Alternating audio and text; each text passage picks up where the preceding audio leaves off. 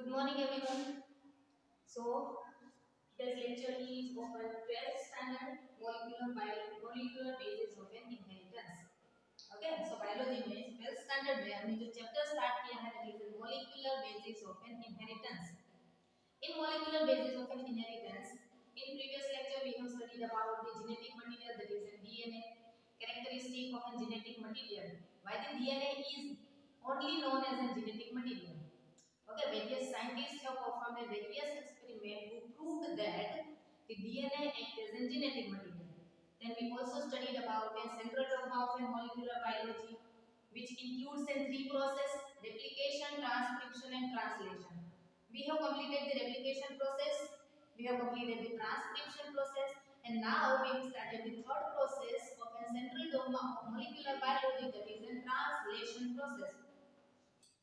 Okay, so ये रही हमारी translation process.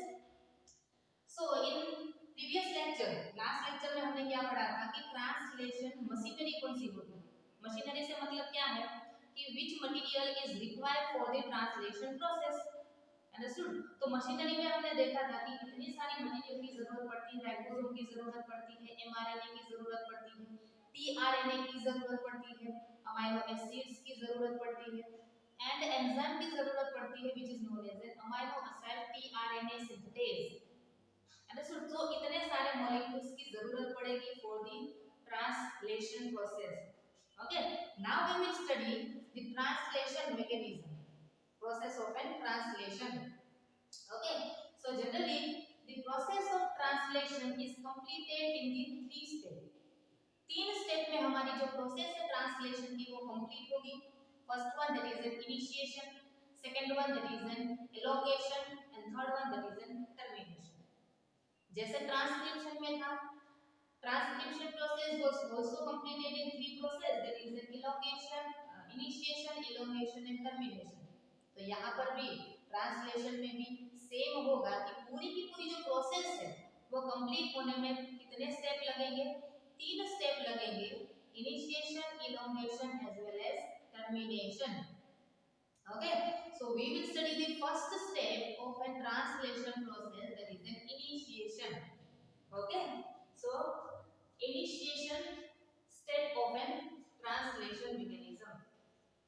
Okay, now we are knowing that what is translation process. The formation of polypeptide, or we can say the formation of a protein from RNA, is known as a translation process. Understood? जो mRNA है यानी कि जो RNA है कहाँ से बना है? DNA में से बना है. ट्रांसक्रिप्शन के दौरान वो RNA में से क्या बनेगा? अब हमारा प्रोटीन बनेगा. Understood? So this protein is formed from the mRNA. The process is known as a translation process. Okay, so to complete the translation process, it has to initiate the process. So first process, first step, that is an initiation. Okay, अब ये जो step है उसमें initiation process में भी कितनी सारी step by step process होगी obviously. उसमें से जो पहला है that is an activation of an amino acid. यानी कि हमारे जो इनिशिएशन ट्रांसलेशन की प्रोसेस है वो इनिशिएट करने से पहले भी यहाँ क्या होता है, कितनी सारी प्रोसेस है वो होनी होती है.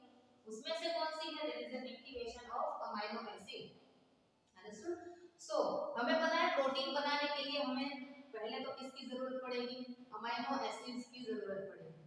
तो यहाँ पर हमें क्या करवाना है कि अमीनो एसिड को एक्टिवेट करवाना है. अंडरस्टूड. तो अमीनो एसिड है वो कैसे एक्टिवेट होगा?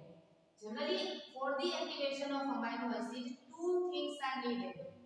Understood? Two things are needed, that is ATP and enzyme. Understood? क्या जरूरत पड़ेगी?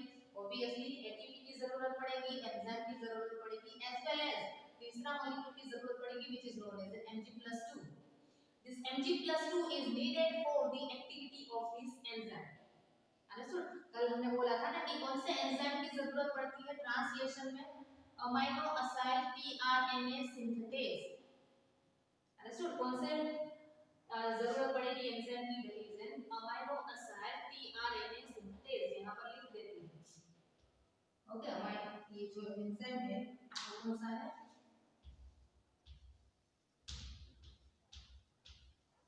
अमीनो एसिड टीआरएनए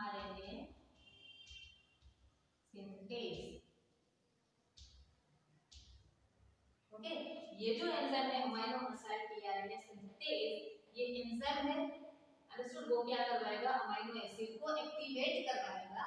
और फॉर द एक्टिवेटर यहाँ पर एटीपी की जरूरत पड़ेगी एज वेल एज Mg+2 की जरूरत पड़ेगी, अंडरस्टूड।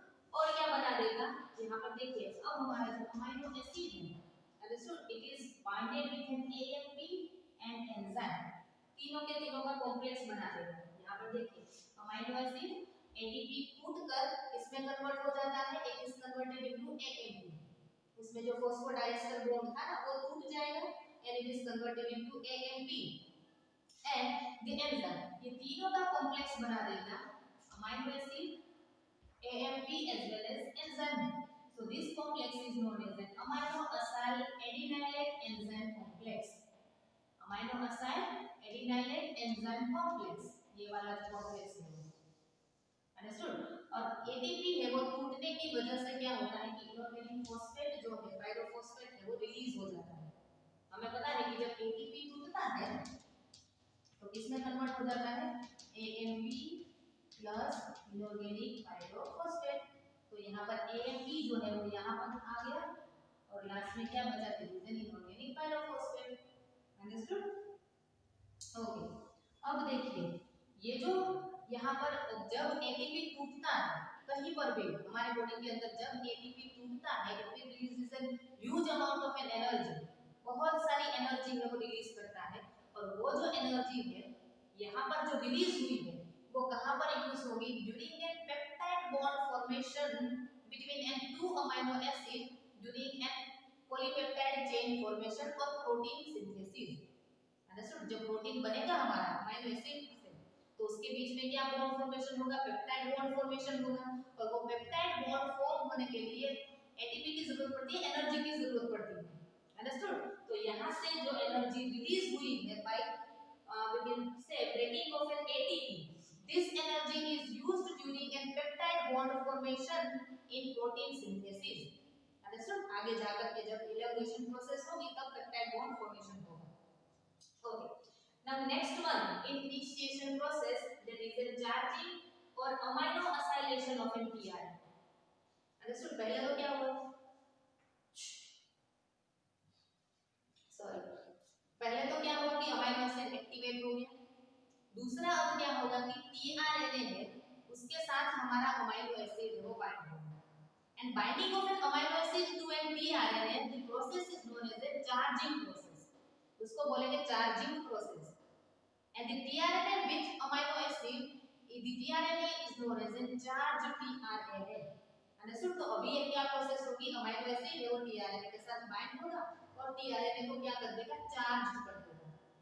यहाँ पर देखिए ये जो कॉम्प्लेक्स है amino acyl adenylate enzyme complex, amino acyl adenylate enzyme complex है, इसके साथ बाइंड होता है यहाँ पर देखिए टीआरएनए, अंडरस्टूड। तो टीआरएनए क्या करेगा कि अमीनो एसिड को अपने साथ बाइंड करवा देगा और एएमपी एंजाइम जो है वो रिलीज हो जाएगा, अंडरस्टूड। तो ये जो कॉम्प्लेक्स है उसमें से AMP एंजाइम जो वो रिमूव हो गया, now the amino acid activated amino acid, हां क्योंकि अमीनो एसिड क्या हो गया, एक्टिवेट हो गया। So activated amino acid now binds with tRNA and forms the amino acyl tRNA complex. ये tRNA कौन सा हो गया, अमीनो असाइलेटेड tRNA, अंडरस्टूड।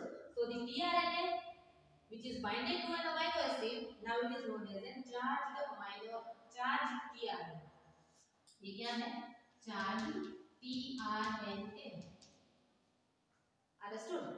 अब ये tRNA क्या करेगा कि अमीनो एसिड को कहां पर लेके जाएगा, जहां पर हमारी प्रोटीन फैक्ट्री है ना, जो राइबोसोम होता है, जहां पर mRNA होता है, mRNA के पास क्या होता है, कोड होता है, कौन सा प्रोटीन सिंथेसाइज करना है, कौन सा अमीनो एसिड आकर के यहां पर बाइंड होगा, वो सब इंफॉर्मेशन किसके पास होती है, mRNA के पास होती है। तो ऐसे ही अमीनो एसिड है वो mRNA के पास जा नहीं सकता है, उसको ट्रांसफर कौन करवाता है, tRNA, अंडरस्टूड। तो अमीनो एसिड को ट्रांसफर करवाने के लिए उसको कैसे, इसको tRNA को अमीनो एसिड के साथ बाइंड होने की जरूरत पड़ेगी, और जब tRNA अमीनो एसिड के साथ बाइंड हो जाता है तो tRNA कैसा बन जाता है, चार्ज्ड tRNA बन जाता है। Okay, so now the second step is over, that is in charging of amino acylation, charging और अमाइनो असाइलेशन ऑफ टीआरएनए। ये देखिए टीआरएनए कैसा हो गया, अमाइनो असाइलेटेड हो गया और वी कैन से चार्ज हो गया। Okay, now tRNA is ready for the transfer to the protein factory. जहां पर प्रोटीन फैक्ट्री है वहां पर वो ट्रांसफर होने के लिए रेडी है। Understood? Now third step that is formation of initiation complex. यहाँ पर अब क्या होगा, इनिशिएशन कॉम्प्लेक्स फॉर्म होगा। कैसा इनिशिएशन कॉम्प्लेक्स फॉर्म होता है, यहाँ पर देखिए ये जो सारी प्रोसेस है वो किसकी है, that is formation of an initiation complex. Initiation केस कॉम्प्लेक्स कैसे बनता है, जो mRNA which is formed by means of a transcription process, understood? Transcription process से हमारा जो mRNA बना है उसमें से भी हमें प्रोटीन बनाना है, क्योंकि सभी इंफॉर्मेशन मैसेज है वो कहां पर प्रेजेंट है, यहाँ mRNA के पास। कौन सा प्रोटीन बनाना है वो मैसेज किसके पास है, ये mRNA के पास है। अंडरस्टूड? तो वो जो mRNA है वो राइबोसोम के साथ बाइंड हो जाएगा, जिसको हम प्रोटीन फैक्ट्री बोलते हैं। अंडरस्टूड? और स्पेसिफिकली कौन से सब यूनिट के साथ बाइंड होता है हमारा mRNA, दैट इज स्मॉलर सब unit of A ribosome. Understood? जो स्मॉलर सब यूनिट था ना राइबोसोम का, उसके साथ आकर के mRNA, देखिए ये mRNA प्लस स्मॉलर सब यूनिट, यूकेरियोट्स में 40S इज द स्मॉलर सब unit and 60S is the larger सब यूनिट। ओके, अगर प्रोकैरियोट की बात करें then 30S is the smaller सब unit as well as 50S is the larger सब यूनिट। अंडरस्टूड? तो यहाँ पर देखिए mRNA is binding with an 40S सब यूनिट। यहाँ पर देखिए mRNA is binding with 40S subunit which is known as a smaller सब यूनिट। अंडरस्टूड? और ये जो बाइंडिंग प्रोसेस है वो करवाने के लिए यहाँ पर किसकी जरूरत पड़ती है, इनिशिएशन फैक्टर की जरूरत पड़ती है। अब इनिशिएशन फैक्टर के बारे में एक बात आप जान लीजिए कि इनिशिएशन फैक्टर्स है वो प्रोकैरियोट्स में भी होंगे और यूकेरियोट्स में भी होंगे। प्रोकैरियोट्स में तीन तरह के इनिशिएशन फैक्टर्स होते हैं, देखिए इनिशिएशन फैक्टर 1, 2 एंड 3। लेकिन यूकेरियोट्स के अंदर जो इनिशिएशन फैक्टर है वो कितने होते हैं, 9 फैक्टर्स होते हैं। अंडरस्टूड? नाम नहीं याद रखेंगे तो भी चलेगा, आपको नंबर याद रखने हैं कि प्रोकैरियोट्स में कितने इनिशिएशन फैक्टर होते हैं, 3 इनिशिएशन फैक्टर होते हैं। यूकेरियोट्स में कितने होते हैं, 9 इनिशिएशन फैक्टर होते हैं। So that is an initiation factor 1, 2, 3, 4A, 4B, 4C, 4D, 5 and 6। इतने 9 हो गए इनिशिएशन फैक्टर किसमें प्रेजेंट होते हैं, यूकेरियोट्स में प्रेजेंट होते हैं। तो आप यहाँ पर देखिए mRNA में जो 40S सब यूनिट स्मॉलर सब यूनिट के साथ बाइंड हो रहा है, यहाँ पर देखिए यूकेरियोटिक इनिशिएशन फैक्टर 2 की जरूरत पड़ती है and it is converted into a complex which is known as 40S mRNA complex। यहाँ पर देखिए स्मॉलर सब यूनिट mRNA के साथ बाइंड हुआ है, कौन सा कॉम्प्लेक्स बना दिया, दैट इज एन mRNA। ये वाला क्या है, mRNA, and this one is an 40S subunit of an ribosome. Understood? ये बन गया। अब नेक्स्ट प्रोसेस कौन सी होगी, द चार्ज्ड टीआरएनए, जो कि टीआरएनए अमीनो एसिड के साथ ऑलरेडी बाइंड हो गया है, चार्ज हो गया है। यहाँ पर देखिए ये जो टीआरएनए है which is known as a charge tRNA. Okay, so whenever this mRNA binded to an ribosome, smaller सब यूनिट के साथ जब mRNA बाइंड होता है तो किस तरह से वो बाइंड होना चाहिए ये भी आपको जानना जरूरी है कि mRNA में जो इनिशिएशन कोडोन होता है, हमने जो कोडोन पढ़े थे ना जेनेटिक कोड, तब हमने बोला था कि स्टार्ट कोडोन, इनिशिएशन कोडोन, वो कौन सा होता है, that is AUG which is coded for an methionine. कौन से अमीनो एसिड को कोड करता है, मिथियोनिन। अंडरस्टूड? तो यहाँ पर देखिए जब mRNA 40S स्मॉलर सब यूनिट के साथ बाइंड होता है तो उस तरह से बाइंड होना चाहिए कि हमारा जो AUG है, अंडरस्टूड, AUG है वो कौन सी साइड पर आनी चाहिए, P साइड पर। राइबोसोम में कौन सी साइड होती है, तीन तरह की साइड हमने पढ़ी थी, P side, A side and E side. Understood? P side is present in both smaller as well as larger सब यूनिट, दोनों मिलाकर P साइड बनाता है। E and A side is only present in the larger सब unit. तो यहाँ पर देखिए स्मॉलर सब यूनिट है तो उसके पास P साइड तो होगी ही, तो AUG है mRNA में, जो AUG है which is act as a start codon, वो कहां पर आना चाहिए? पी साइड है राइबोसोम की, वहीं पर भी सिचुएट होना चाहिए। अंडरस्टूड? उस तरह से दोनों का क्या होगा? जॉइनिंग होगा mRNA का एज वेल एज राइबोसोम का। अंडरस्टूड? तो पी साइड जो है राइबोसोम की, वहां पर क्या आ गया? देखिए स्टार्ट कोडन आ गया, इनिशिएशन कोडन आ गया, that is N AUG। Now AUG is code for the methionine, यानी कि यहां पर जो tRNA आकर बाइंड होता है वो कौन सा होना चाहिए? मिथाइलेटेड होना चाहिए, यानी कि मिथ्योनिन लेकर आना चाहिए। तो यहां पर देखिए जो tRNA है इट इज ऑलरेडी चार्ज, हमने यहां पर tRNA की चार्जिंग कर दी थी, और कौन से अमीनो एसिड से वो चार्ज हुआ है? That is an initiator amino acid which is known as an methionine. Understood? So methionine से हमारा tRNA है वो चार्ज हो गया। ओके, सो ये जो tRNA है which is bounded with methionine, so now tRNA is known as an initiator tRNA, amino acylated tRNA और चार्ज्ड tRNA। इसको इनिशिएटर tRNA इसलिए बोला है क्योंकि वो क्या लेकर जाता है? इनिशिएटर अमीनो एसिड लेकर जाता है, जहां से प्रोटीन सिंथेसिस की जो प्रोसेस है वो स्टार्ट होती है। अंडरस्टूड? तो यहां पर देखिए, यहां पर जो tRNA है उसके पास क्या होगा? एग्जैक्ट एंटीकोडन होगा to the mRNA codon. mRNA में जो भी कोडन्स होंगे उसके एंटीकोडन्स कहां पर प्रेजेंट होंगे? tRNA में प्रेजेंट होंगे। तो यहां पर स्टार्ट कोडन प्रेजेंट है AUG, तो यहां पर इनिशिएटर tRNA है उसमें कौन सा कोडन प्रेजेंट होना चाहिए? दैट इज UAC, यानी कि A है उसके साथ U बाइंड हो सकता है, U है उसके साथ A बाइंड हो सकता है, एंड G है उसके साथ C बाइंड हो सकता है। ये कॉम्प्लीमेंट्री पेयरिंग आपने पढ़ ली है जब न्यूक्लिक एसिड पढ़े थे तब। A is always bind with an T in case of an DNA and A is always bind with an U in case of an RNA। तो यहाँ पर किसकी बात चल रही है? mRNA tRNA की बात चल रही है, तो यहाँ पर किसकी बाइंडिंग होगी? A U के बीच में होगी एंड G एंड C के बीच में बाइंडिंग होगी। अंडरस्टूड? ओके, अब ये जो मिथ्योनिन यानी कि जब अमीनो एसिड ये जो चार्जिंग हुई होती है ना, अमीनो एसिड की tRNA के साथ चार्जिंग हुई होती है यानी कि जॉइनिंग हुआ होता है, तो किस तरह से जॉइन होगा?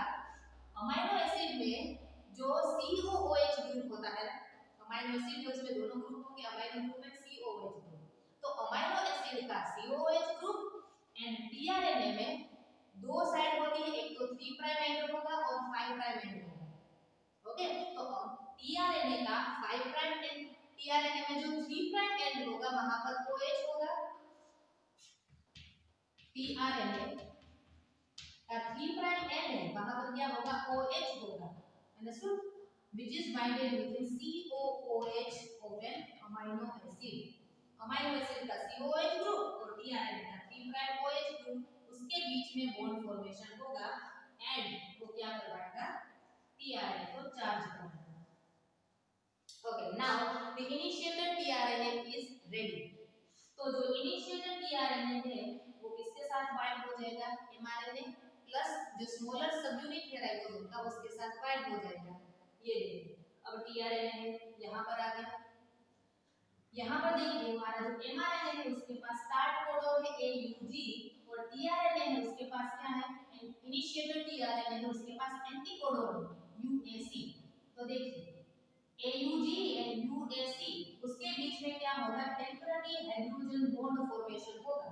टेम्पररी हाइड्रोजन बॉन्ड फॉर्मेशन, ना टेम्पररी इसलिए बोल रही हूं क्योंकि जब यहाँ प्रोटीन सिंथेसिस हो जाएगा तो यहाँ से tRNA निकल जाएगा। tRNA की कोई जरूरत नहीं है, tRNA की सिर्फ कितनी जरूरत होती है? अमीनो एसिड को यहाँ तक ले आने की। अमीनो एसिड को जो प्रोटीन फैक्ट्री होती है जहां पर राइबोसोम में mRNA होता है वहां पर सिर्फ उसको लेकर आता है, बाद में tRNA की कोई जरूरत नहीं होती। अंडरस्टूड?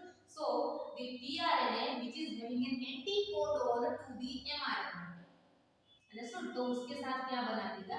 यहाँ पर देखिए पेयरिंग हो जाएगी और ये जो पेयरिंग है वो कौन सी होगी? That is N hydrogen bond. So the tRNA forms the a temporary hydrogen bond to the codon of an mRNA. Okay, now next process क्या होगी? अब यहाँ पर देखिए अभी भी लार्जर सब यूनिट नहीं जुड़ा है, अंडरस्टूड? तो यहाँ पर क्या होगी लास्ट स्टेप में कि जो लार्जर सब यूनिट है राइबोसोम का वो आकर के बाइंड हो जाएगा, अंडरस्टूड? mRNA स्मॉलर सब unit of ribosome plus mRNA plus tRNA, वो भी कैसा है? Charged tRNA, understood? पहला tRNA है इसलिए हम उसको बोलते हैं इनिशिएटर tRNA। बाकी सारे जो tRNA आएंगे उसके बाद उसको इनिशिएटर tRNA नहीं बोलेंगे क्योंकि वो स्टार्ट नहीं करवाता है प्रोसेस। उसके पास जो स्टार्ट कोडन होता है उसका एंटीकोडन नहीं होता है। ओके, उसको क्या बोलेंगे? चार्ज्ड tRNA बोलेंगे। ओके, सो ये जो तीनों का कॉम्प्लेक्स है उसके साथ और एक आके बाइंड हो जाता है which is known as larger subunit of an ribosome. तो यहाँ पर लार्जर सबयूनिट 60s होगा क्योंकि हम यहाँ पर यूकेरियोट्स की बात कर रहे हैं इसलिए। तो ये जो लार्जर सबयूनिट है वो आकर के बाइंड हो जाएगा, अंडरस्टूड? जब आप देख रहे हैं, देखिए लार्जर सबयूनिट यहाँ पर बाइंड हुआ है, तीन साइट अवेलेबल होती है नॉर्मली राइबोसोम के पास, E site, P site and A site. P site पर स्पेसिफिकली क्या बाइंडेड है? अभी हमारा ये जो चार्ज्ड टीआरएनए है, इनिशिएटर टीआरएनए है, जो कि एमआरएनए में कोडोन है, स्टार्ट कोडोन के यूजिंग, उसके साथ अभी टेम्पररी हाइड्रोजन बॉन्ड बनाया हुआ है। वो कौन सी साइट पर है? पी साइट पर है, अंडरस्टूड? अभी भी ए साइट जो है which is also known as an acceptor site, जो कि अभी भी टीआरएनए को एक्सेप्ट कर सकता है और टीआरएनए को एक्सेप्ट कर सकता है, वो खाली है। खाली इसलिए है ताकि इलोंगेशन की जो प्रोसेस है, नेक्स्ट प्रोसेस इनिशिएशन के बाद कौन सी होगी? इलोंगेशन की प्रोसेस होगी, उसको कंटिन्यू कर सके। यानी कि और दूसरा टीआरएनए, चार्ज टीआरएनए आएगा और क्या बना देगा? यहाँ पर प्रोटीन सिंथेसिस की प्रोसेस है उसको इलोंगेट करेगा। ओके, तो जो लास्ट कॉम्प्लेक्स बना है दैट इज राइबोसोम, यानी कि 40s एंड 60s, स्मॉलर सब यूनिट एंड लार्जर सब यूनिट, दोनों plus mRNA plus charged tRNA, तीनों के तीनों जो कॉम्प्लेक्स बनाता है which is known as an initiation complex. इसको क्या बोलते हैं? Initiation complex. So here the initiation process is over, understood? क्योंकि यहां पर देखिए इनिशिएटर अमाइनो एसिड तो आ गया है which is binded to an initiation codon. अब नेक्स्ट जो प्रोसेस होगी which is known as an elongation process, understood? ये जो सारी प्रोसेस है स्पेसिफिकली ट्रांसलेशन की जो प्रोसेस है, रेप्लिकेशन समवॉट इजी हो जाती है आपके लिए, ट्रांसक्रिप्शन की जो प्रोसेस है वो भी आपके लिए समझना इजी है। ट्रांसलेशन की जो प्रोसेस है वो थोड़ी सी मुश्किल है, आपको पढ़ने में एक दो या तो तीन बार आपको पढ़ना ही पड़ेगा तभी जाकर के आपको ये प्रोसेस है वो समझ में आएगी, अंडरस्टूड? अभी तो ये वीडियो से हम बातचीत कर रहे हैं, अगर आप क्लास में हो तो ऑब्वियसली जहां पर आपको समझ में नहीं आया है वहां पर आप बोल सकते हैं, लेकिन अभी ऐसा नहीं हो सकता है। तो अभी के लिए आप वीडियोस देखिए, जितना समझ में आ रहा है ठीक है, नहीं आ रहा है तो आप मुझे फोन करके भी पूछ सकते हो, स्कूल पे आके भी पूछ सकते हो, मैसेज से भी पूछ सकते हो, और जब हमारा स्कूल स्टार्ट होगी तब भी आप पूछ सकते हो, understood? Okay, so clear about the initiation. एक बार देखो, दो बार देखो, तीन बार वीडियोस देखो, अंडरस्टूड? फिर आप टेक्स्ट बुक में भी पढ़ो, फिर ही आपको समझ में आएगा, ठीक है? So this is about the initiation of an translation. Next one will be N